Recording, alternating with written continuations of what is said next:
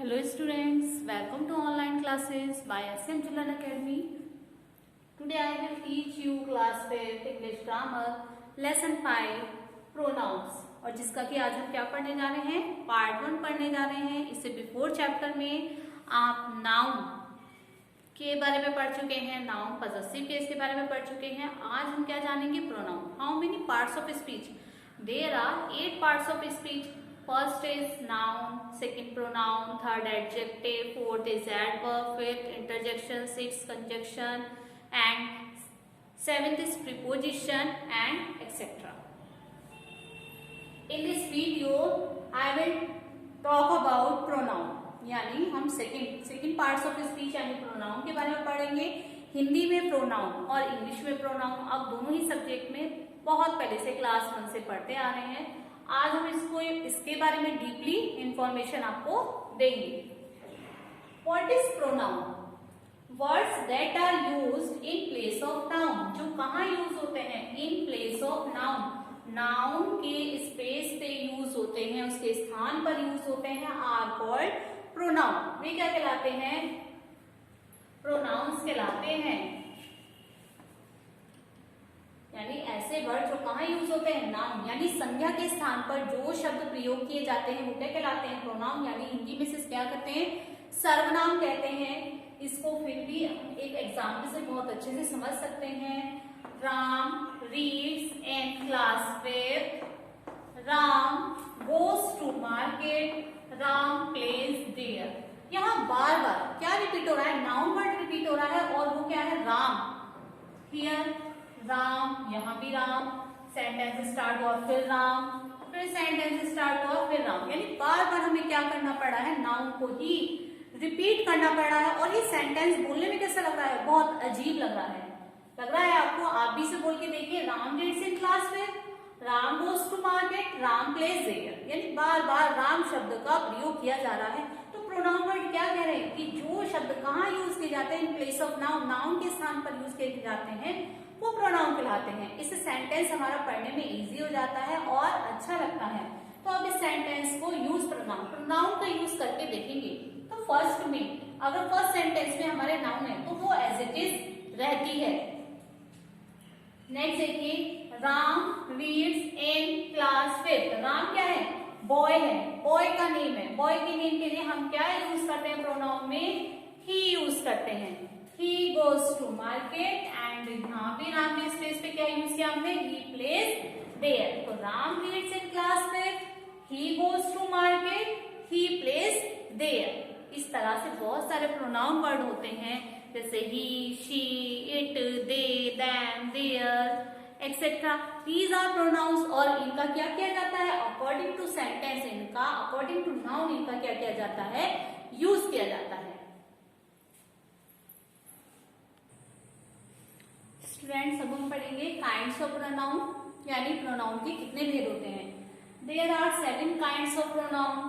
First is personal pronoun, second is reflexive pronoun, third is possessive pronoun, fourth is demonstrative pronoun, fifth is interrogative pronoun, sixth is indefinite pronoun and seventh is relative pronoun. So firstly we will talk about personal pronoun कि what is personal pronoun? Personal pronoun क्या होता है? Personal pronoun के अंतर्गत कौन कौन से word आते हैं? देखिए इधर, I, me, you, they, he, she, their, them, etc. are personal pronoun words। और ये किसके लिए किए जाते हैं? Persons के लिए किए जाते हैं। Look at the table। There are 3 persons। जैसे कि आप जानते हैं कि ग्रामर में अगर पर्सन पूछे जाए तो 3 पर्सन होते हैं। First person, second person and third person.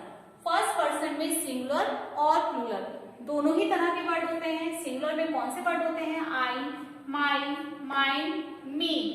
और प्लूरल में आई का क्या बन जाता है? वी, माई, माइन, मी। यानी इनका जो प्लूरल वर्ड होता है वो वी, आवर, आवर्स और अस, ये इनके प्लूरल वर्ड्स होते हैं। सेकंड पर्सन में वर्ड आते हैं यू, योर और योर्स। प्लूरल में ये तीनों वर्ड सेम रहते हैं, क्योंकि ये सिंगुलर और प्लूरल दोनों में, ये जो यू, योर, योर्स है, सिंगुलर और प्लूरल दोनों में सेम होते हैं। नेक्स्ट है he, she, it, him, her, its, his. और इनकी प्लूरल फॉर्म क्या बनेगी? They, their, theirs, them. तो सबसे पहले आपको क्या होनी चाहिए? टेबल लर्न होनी चाहिए, प्रोनाउन के काइंड्स लर्न होने चाहिए, प्रोनाउन की डेफिनेशन लर्न होनी चाहिए, पता होना चाहिए कौन सा वर्ड प्रोनाउन है और कौन सा वर्ड नाउन है। तो आपको ये टेबल बहुत अच्छे से लर्न करनी है। नेक्स्ट टाइप है हमारा नंबर 2, रिफ्लेक्सिव प्रोनाउन। चलिए देखते हैं रिफ्लेक्सिव प्रोनाउन क्या होता है। The pronoun that are used in sentences when the object of the sentence is the same kind as the subject are called reflexive pronoun। यानी pronouns जो कैसे यूज होती है? इन सेंटेंसेस में यूज होती है ऐसी प्रोनाउन जो सेंटेंसेस में यूज होती है when the object of the sentence is the same kind। जब सेंटेंस का ऑब्जेक्ट क्या हो? सेम काइंड का हो। सब्जेक्ट का ऑब्जेक्ट कैसा हो? सेम काइंड का हो, उसी के प्रकार का हो, एज अ सब्जेक्ट, सब्जेक्ट के जैसा ही हो, आर कॉल्ड रिफ्लेक्सिव प्रोनाउन। चलिए हम इसे एग्जाम्पल से बहुत अच्छे से समझ लेंगे। I wrote the essay my self, यानी मैंने ऐसे स्वयं क्या किया? लिखा। तो यहाँ इन this sentence what is subject? I is subject, ऐसे ऑब्जेक्ट क्या है? ऐसे। लेकिन किसने लिखा? माई सेल्फ, मैंने लिखा। तो आई के लिए यहाँ पर रिफ्लेक्सिव प्रोनाउन में माई सेल्फ वर्ड यूज हुआ है, and I is also pronoun and my self is also pronoun, but I is personal pronoun and my self is reflexive pronoun. यानी जब ऑब्जेक्ट, सब्जेक्ट का जो ऑब्जेक्ट होता है वो किसके प्रकार का होता है? सब्जेक्ट के जैसा ही होता है, तो वो क्या कहलाती है? रिफ्लेक्सिव प्रोनाउन कहलाती है। Next is we enjoy ourselves at the picnic, यानी पिकनिक में हमने कैसे एंजॉय किया? स्वयं ही, अपने आप ही एंजॉय किया। In this sentence we is pronoun and personal pronoun and ourselves is क्या है आपकी? Reflexive pronoun. तो इस प्रकार से जो वर्ड्स रिफ्लेक्सिव प्रोनाउन में यूज होते हैं वो कौन कौन से हैं? Myself, ourself, yourself, herself, himself, themselves, itself, ourselves, yourselves, etc. are reflexive pronoun। ये वर्ड्स हमारे सिंगुलर भी होते हैं अकॉर्डिंग टू द सब्जेक्ट। ये वर्ड हमारे सिंगुलर के साथ सिंगुलर और प्लूरल के साथ प्लूरल लगाए जाते हैं।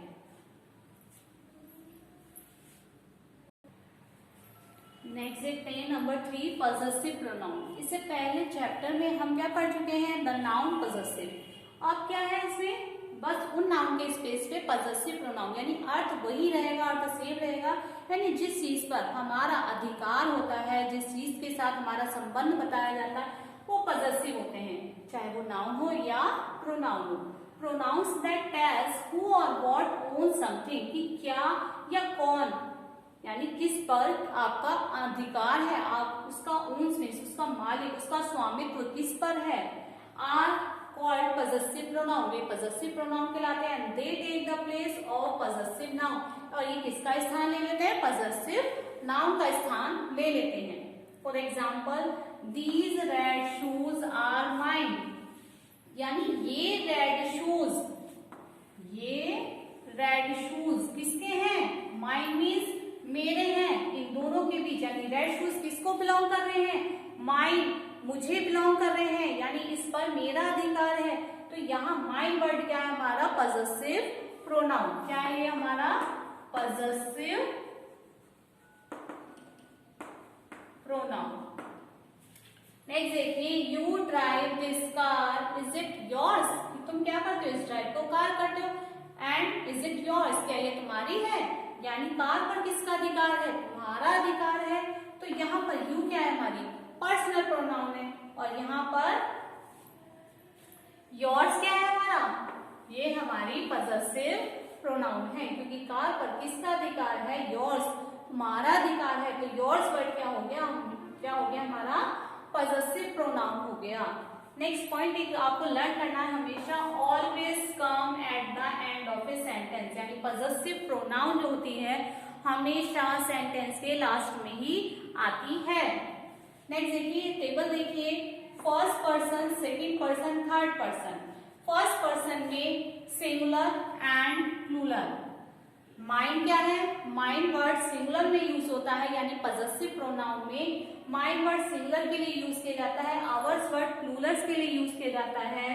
सेकेंड पर्सन में योर्स वर्ड सिंगुलर के लिए यूज किया जाता है और योर्स ही प्लूरल के लिए यूज किया जाता है। एंड थर्ड सिंगुलर में, थर्ड पर्सन में सिंगुलर में हिज, हर्स एक्सेट्रा, इट्स ये वर्ड यूज किए जाते हैं और प्लूरल में इनके लिए देयर्स वर्ड यूज किया जाता है।